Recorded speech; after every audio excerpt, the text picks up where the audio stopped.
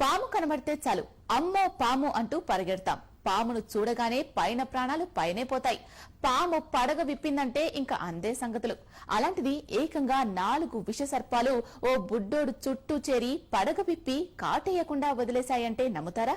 కానీ ఇది నిజం. మంచంపై నిద్రపోతున్న చిన్నారి దగ్గరికి 4 కోబ్రాలొచ్చాయి. రావడంతోనే పడగ విప్పాయి. బుడ్డోడు నిద్రలో వాటిని వాటేసుకున్నా ఏమీ చేయలేదు.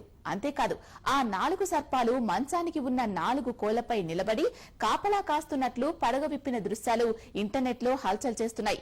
ఒళ్లు జలధరించే ఈ షాకింగ్ వీడియో చూసిన వారి సంఖ్య లక్షల్లో ఉంది. ఇదెక్కడో విదేశాల్లో జరిగిన వింత కాదు, మన దేశంలోని ఓ పల్లెటూరులో జరిగింది.